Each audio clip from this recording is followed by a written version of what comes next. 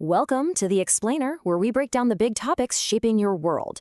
Today, we are digging into the new rules of real estate, because let me tell you, the entire landscape has fundamentally changed for pretty much everyone: buyers, owners, and investors.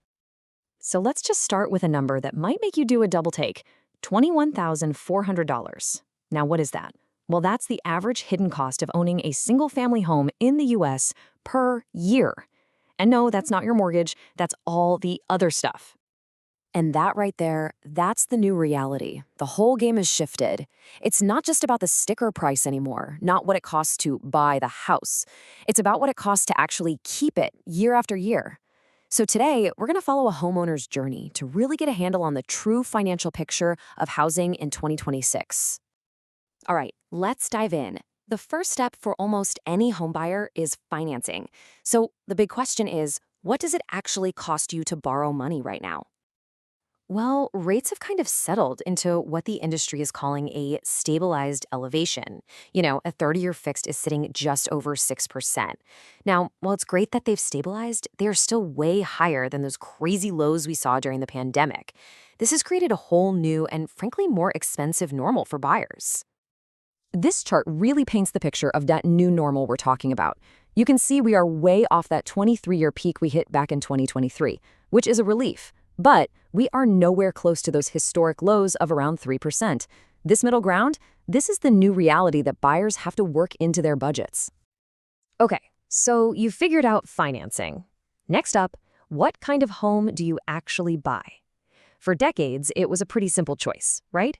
You paid a premium for a brand new house, or you saved some cash by getting an existing one. Well, in 2025, that rule just got completely thrown out the window.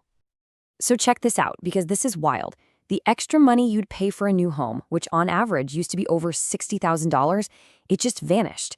In the second quarter of 2025, for the first time in history, the median existing home was actually more expensive than a new one.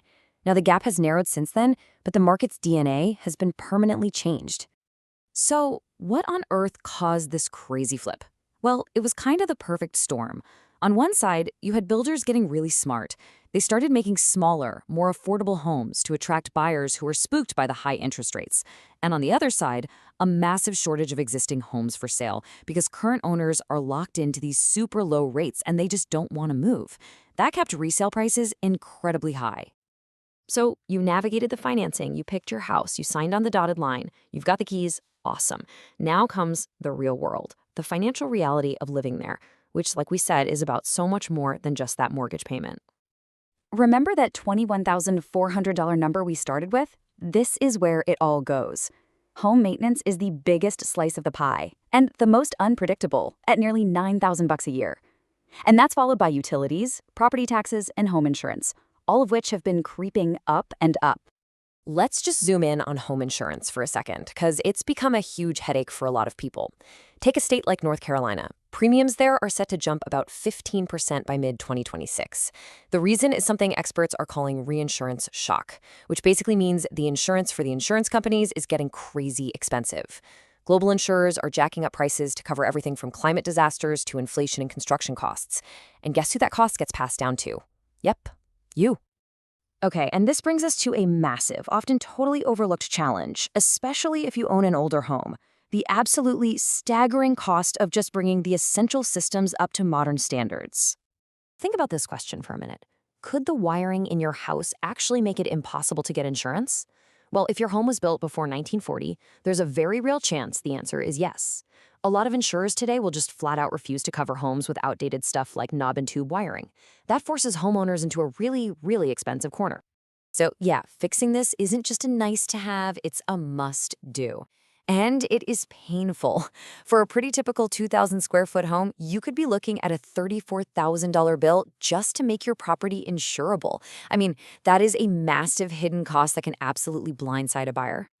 And, when you do have money to spend on renovations you actually want to do, the rule is to spend it smart. Not all projects give you the same bang for your buck. A minor kitchen remodel, for example, you can get about 85% of that cost back when you sell. But those big, flashy projects like a fancy master suite or a swimming pool, think of those more as lifestyle choices because you're going to see a much, much lower financial return on them. So you look at all these high costs and our aging houses, and something's got to give, right? Well, the market is being forced to get creative. We're seeing all these new ways to build, to finance, and to live emerge to tackle these challenges. One of the biggest shifts we're seeing is toward modular construction. Building a home in a factory can be way faster. We're talking cutting a year or more off the build time, and it's often more cost effective than building on site. It just gives you a lot more certainty in a pretty uncertain market. Financing is getting smarter too, especially for investors. The rise of something called the DSCR loan has been a total game changer. These loans look at the property's rental income to qualify it, not the borrower's personal salary. And that's huge because it lets professional investors grow their portfolios based on how well their assets perform, not just how much they make at their day job. But underneath all of these trends, there's a massive and, frankly, growing divide. 3,709%. That is how much higher the median household wealth is for homeowners versus renters in 2026. This isn't just a gap anymore, it's a chasm. And this wealth gap translates directly into a health gap. It's not just about money.